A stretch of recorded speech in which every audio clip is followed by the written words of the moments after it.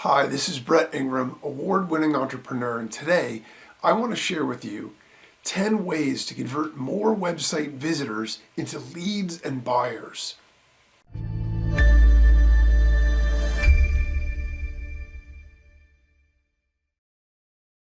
So no matter what product or services that we're selling through our website, the process is exactly the same, right? So we want to convert traffic into visitors or traffic or visitors into prospects or customers. So people hit our website, they see what we have to offer, and basically they decide, okay, I'm going to sign up or I'm going to buy and I'm going to become a customer. And that's exactly what we want, because as business owners, that's how we're going to be able to generate sales and do it in a way that's really, really low touch, really simple, really leverageable, and highly scalable. And all of those things are awesome because they increase our sales revenue and ROI. And so no matter how we're doing it now, and hopefully we already have those stats. If you don't know how well your site is converting, if you just have a website up there and it's basically sitting there and you see sometimes leads come through and sometimes sales come through, but you don't know what your actual statistics are, it's super important to get a baseline right away. The first thing that we want to do is understand how well is it working already. Now, some of us might get lucky and not have done any of this deliberately, and yet we're actually doing pretty well with it. Others, your site may be way underperforming, and you may have an opportunity to be able to double, triple, or even more the additional leads and sales that you're going to be able to get if you do the right things.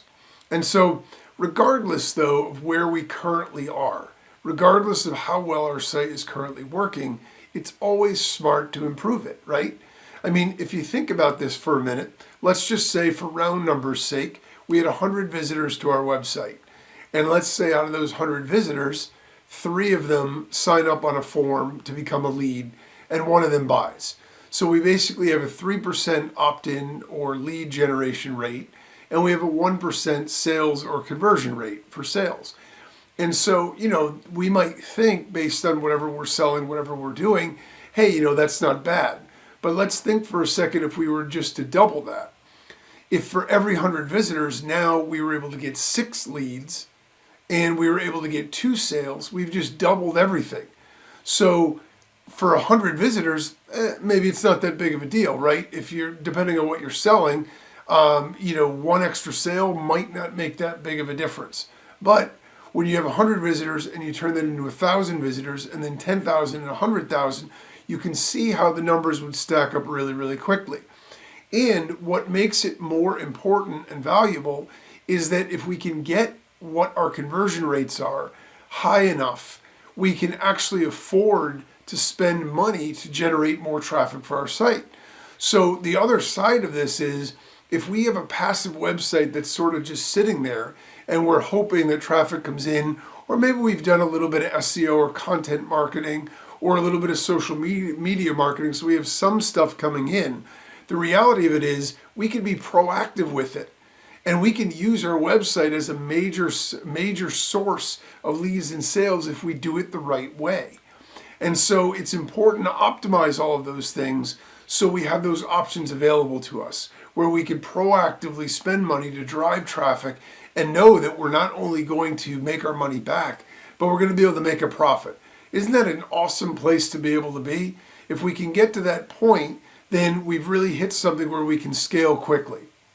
And so as a benchmark, if we're just talking about out of the gate, what is a good conversion rate? Like, what could we expect from our website?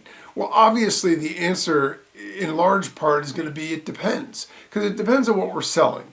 If we're selling a $100,000 piece of machinery, it's going to be hard to make a lot of sales on those at a really high conversion rate because it's really expensive.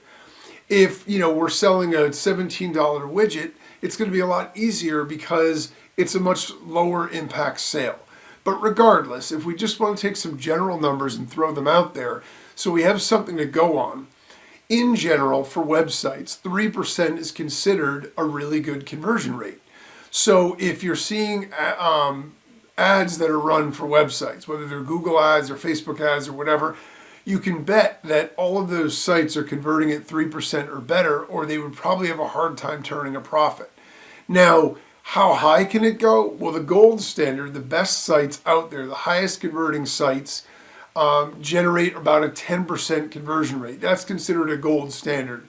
If you can get to a 10% conversion rate, you've got basically a money machine, and you want to pump as much traffic through that site as you possibly can. But in general, it's 3% is really good. Now, if you were at a rate lower than that to start with, it's important not to get discouraged. The fact is, the vast majority of sites are far below that. A lot of them are below 2% or 1%. And, sort of the fulcrum when we're trying to run ads is usually somewhere, and again, it depends on our costs and our revenue and all of those other things, so how much profit we're making per sale. But as a general rule, if we want to be able to run ads effectively for our website, we really need to be doing 2% or better, or it's going to be hard to make it profitable. The online advertising sort of industry has gotten mature enough now, and people understand how to do sales funnels and optimize things, that it's going to be difficult to just throw a few dollars at ads and have it convert and make money for us. So in general, 3% and up is considered very good, 10% gold standard. Anything below 2, you definitely want to be optimizing to try to get that better. So then the question becomes, how can we maximize the number of people who buy? So if people are coming to our website, what are we going to do then in order to be able to maximize that? Well, there are two main things that we want to look at. And basically, the two main things are going to be the website visitor experience and then the website content. These are both different yet related, and both very, very important. And here's why. From an experience standpoint, from the website experience, it's super important because people online nowadays, in particular, are very impatient. They will not wait. They will not, hunt to find stuff unless they're super motivated and they're already pre-sold on what you have. If your website is hard to navigate, if it's slow, if it has any issues, you're going to absolutely lose visitors and sales. People are going to click away. It's funny because I remember when we were all getting online and it was the dial-up age. And so you connected your phone line to the internet in order to visit a website. And I remember, even websites that just had a simple image on them, it's like if you would load the page, you would see it load line by line by line by line. And it was so slow, but we had no choice. So if you wanted to go and visit that site, or you wanted to go, there were so few websites and there were so few options, and nobody had a faster connection except for corporations. So you basically waited and there was no option. Those days, I'm sad to say, are long gone. If our sites aren't, running really well and very inviting for visitors, we're going to lose them right out of the gate. They're going to go to a competitor, or they're going to go somewhere where they can find things faster and easier. I mean, if you think about it, the last time you've done a web search for something and then you clicked on something, if the site didn't load right away, did you sit and wait? Probably not. You clicked off, you looked at the next answer that looked good, and you clicked on that one instead. And so whoever loads, fast and has a good experience, you're going to do that. So the factors included in the experience are page speed. Okay, page loading speed is something that, if we're not in the website business, we may not even consider. We have a really pretty, clean looking website and it's not running fast. In fact, a funny story that's very personal about this is that my own podcast website, I just did a speed check on yesterday and it's slow. It's not good. I have to improve it. I have to fix it. But the fact is, it looks good, right? And so if sometimes we think if we have a website and all of our stuff is on there and it looks good and it's got all the corporate information or the sales buttons, and we feel good about that. But the reality of it is, if it doesn't load quickly, then you're dead in the water before people even get there, because they're going to click away. And if you're asking, well, what's a good page speed? You could just go online and do website speed test. And there are a bunch of services, and they will tell you. They'll rank your site, they'll crawl the site, let you know how fast it is, let you know what things you need to improve to make it faster, and how it compares to the vast majority of sites out there. That's the easy answer for how you can fix that and optimize it. But it has to load fast. That's the first thing. The site itself should be simple, clean, and clear, right? So depending on what you're selling and what your makeup is, even if it loads fast, if it's a mess and people can't find stuff and it's confusing, again, they're going to click away. So we want it to be simple. Less is usually more. We want it to be clean. So menus are easy to find, buttons are easy to find, and clear. So if there's a particular direction that you're trying to drive people, put arrows, like make it intuitive and obvious for someone to navigate. And one of the ways that you can test this is you can actually have somebody who knows nothing about technology to browse your site. If you have an aunt or an uncle or a grandmother or whatever, you can ask them to go on the internet and browse your site. And if they think it's confusing, then you need to improve it. Because it should be so easy that someone who's non-technical would be able to navigate it, find what they need, and be able to check out and buy or whatever. And so it needs to be that. The other thing that it needs to be is mobile responsive. You know, this is a trap I've fallen into a lot of times. To be honest, I don't love my mobile phone. I use it for calls, and I use it to, look up my normal things, but I don't actually browse a lot online using my mobile phone. I use my computer. But in today's day and age, the vast majority of people actually do browse through their phone. And they may come back on their laptop later, but a lot of people are interacting with sites on their phone. And so if the mobile version of your page, which by the way, is not the same as the site that you see when you look on your desktop. So if the mobile version of your page is not mobile like responsive and easy to navigate mobily and fast loading, you have the same problem. You're going to lose out. I think it's like 66% of people now are browsing on their phone. So at least the initial contact with them, you're going to turn them off and lose them if we don't have a fast loading, clean, mobile responsive site as well. And then when we switch and we start to look at the content side of things, so we need a fast, clean, mobile responsive site. That stuff is just important. That's sort of the baseline. And that's the website structural stuff, and that's all got to be there. But once we've got that, then we need to turn to what is actually on our site. What does it look like? What's on it? What's the content? What are we doing to convince people to sign up and to buy on our website? And these are things that fall into the content area. So we've got sort of the structure of the site, and now we've got the content. The first thing from a content perspective is multimedia. And I don't mean this from the perspective of just throw a bunch of stuff up there so there's pretty pictures and videos. It obviously has to be related and relevant to what we're doing. But the fact is, studies show over and over and over again that just plain text doesn't really do it anymore. People are attracted visually to images and videos. It's what engages people, it's what gets people to stay on your site, and it's what converts people into buyers. And so the fact is we need some kind of multimedia, videos, images, graphics, whatever, related to whatever it is that we're selling, our company, whatever we're offering, whatever sort of content we've got. We definitely want some multimedia content on there. Now, the challenge with this is the more multimedia content, sometimes the slower the page loads. So we have to balance this and make sure that we're still doing it in a way where it's optimized. But multimedia, just as a general rule, is better than no multimedia because images and videos sell and engage. The second thing that we want to include is case studies. If we have any sort of documentation, any sort of proof that we've done that the results of our products or services are working, we want to put those things on there.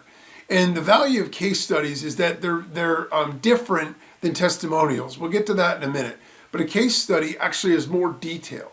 It has a little bit more information about what actually was done and the results that were achieved. And so it has credibility from the perspective of there's a lot of detail in there. It's not just a bullet point with some stats or whatever. It's actually like, this is what we did. This is how the results were. And again, we want to keep this in summary format. We don't want a big long case study, but we want to show them in a big headline or in a big bullet, like what the takeaway, what the result was. But we want to be able to do it in a way where we can show that our products and services work. The second element is social proof, Now, social proof is kind of like a case study, but it's from customers, right? Whenever we say as marketers, as product owners, there's automatic skepticism. Visitors don't naturally just believe everything we say because we're salespeople, right? We want to make sales. We benefit when they buy our stuff. So of course, there's going to be skepticism as to whether or not we're totally honest, whether or not we're totally forthcoming with all the information, and whether or not we're making ridiculous claims. So when we take social proof, when we take testimonials from customers that have gotten results from our products and services, and we put them on the site, those carry a lot of weight. Now, a couple of notes about testimonials. One, obviously we have to get permission from the person giving it in order to be able to post it. That goes without saying. The second thing is image testimonials, just the text is okay, all right, in like quotes with their name and their title or whatever. It's better if we can include their image, like a headshot image or something like that. It's even better if we can get video testimonials. Short video testimonials, they should be short and to the point, and they should detail the results that the person got or the experience they had dealing with us if it isn't a results-based testimonial. Those things go a long way. A very high percentage of people read testimonials and reviews before they buy. And so that's a really powerful thing to have. Another element that we want to have in terms of content on our site is a live chat. Nowadays, the idea of having a website that just sort of sits there and there's content and people can browse it and then buy or no buy is not really a great option. When we can engage with them in real time, we have the option to be able to answer questions, resolve objections, and make more sales right on the spot. The other thing it does is it increases the confidence that they have in us because they know that we're responsive. The fear that somebody always has when they're on the other side of the keyboard is once I click buy and I pay for this, that I'm going to be left by myself and these guys aren't going to be responsive. So when we engage with them in advance before they've even spent any money, that goes a long way to get them to feel confident that if they spend it with us, they're going to be taken care of and they're going to get what we said they're going to get. So live chat, and this can be run with AI. There's a lot of different bot software and stuff like that. It doesn't necessarily have to be someone sitting there behind the keyboard. That depends on whether or not the value of that chat and the number of sales you're going to make. If it's a high volume sales thing, it's probably worth staffing someone to do it. If it's not, then maybe you just want to start with like an AI bot or something like that you pre-program with answers, but at least you have some presence where you're able to engage. Another element that we want to inject, and this isn't always possible, but it's important to note because it works if we can, is some kind of scarcity. So if we're running any kind of a sale, if we're running any kind of a special, and it's only available for a certain number of people or a certain amount of time, then we want to focus on that. Because what that does is it forces people to make decisions. In general, inherently as humans, we have so much on our plate that what we want to do is defer decision making. So if I have an offer for something, how many times has a salesperson heard the phrase, I need to think about it? That is, like nails on a chalkboard to a salesperson because they know what that means is I'm not going to buy right now. And if I don't buy right now, chances are I'm never going to buy because it's going to be out of my sight, out of my mind. I'm going to get distracted with other things. When we add scarcity, so people realize that there's only a limited time and they need to take action to get it right now, then the odds of increase greatly of making a sale. Scarcity flat out works. The trick is, or the hitch to it, is that it has to be genuine, right? We can't just inject phony scarcity. Well, we're only going to sell 10 of these and then keep selling them. So whatever it is for scarcity, if it's possible, we want to inject that in there as well and add that to our site. Another element we can add in terms of a content is a guarantee. Anytime that we can offer a money-back guarantee, satisfaction guarantee, we'll make it right, we won't stop until you're satisfied, whatever it is for a guarantee, it reverses the risk for the customer. So now they don't need to feel as though I'm taking the risk when I click the buy button, because if I'm not happy, you promise to fix this. You promise to give me my money back. You promise to, whatever it is. So guarantee goes a long way. And even if it's a policy you've had in the business or in the company and everybody knows it, you want to put it right on there. There's a line in the movie Tommy Boy, which I just love, with Chris Farley, and he's trying to sell auto parts. And the one guy says to him, but there's no guarantee. And he says, well, wait a minute. We've guaranteed everything we've sold, since my grandfather's been running the business. He said, but it's not on the box. Why isn't the guarantee on the box? It's the same kind of thing. We want to make sure that even if we offer it and everybody knows it, we want to put it right there on our website so everybody can see that there's a guarantee there that they're going to be taken care of.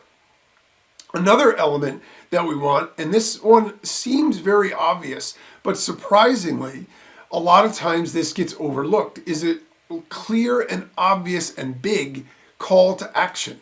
If you want people to click here to sign up, put a button that says click here to sign up, put an arrow, make it big, make it bold. We want the call to action to be loud, clear, and obvious, so everybody knows what we want them to do on the website. We don't want to be bashful or assume, well, yeah, they're on my site. I mean, obviously they're interested in the product. If they want it, they'll buy it. That doesn't work on websites. We want to make sure we have a very clear call to action. And so there's a big button that they can push. It's colorful, whatever, and that it gets them to take the action and lets them know, take action now. And the last element from a content perspective is whatever kind of forms we're having them fill out, we want to make it as simple as possible. There's nothing worse when you're on a website and you're interested in something. You click a button to fill out a form, and it looks like a medical form that you need to fill out with 27 blanks. That might be very useful for us as a business owner or as the company to learn all this information about our customer. But the fact is, it's going to turn them off, and it's going to reduce the number of people that sign up or that buy. It's just a plain and simple fact.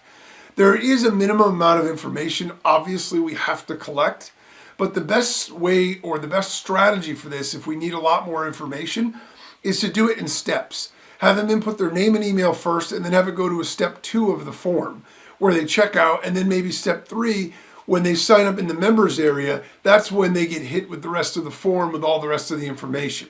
That's where we want to collect that stuff, not up front, because when we do it up front, that turns people off and it sends them away from our website. So that's another thing. So actually, I threw in a bonus one. I said that there were 10 ways. That's actually 11 ways to convert more visitors into leads and buyers from our website. It's important to know our stats up front. That's super important. So we have that baseline. And then we want to test with each change so we can see if it's improving or getting worse. And it's an ongoing process, right? So this, while it's something we kind of do once, we want to make sure that we continue to test and continue to try and monitor for all these other factors so we can continually improve our conversion rates with a goal to hopefully hit 10% or at least the highest possible. So the takeaway here is that our website is our digital salesperson who works around the clock for us. It makes sense to ensure our website is doing the best job possible to turn visitors into leads and buyers. The cost and time to optimize our website is minimal compared to the increase in leads, sales, and revenue it can generate. And while we always want to continue optimizing, the gains that we achieve from making the effort once will keep coming in for years to come.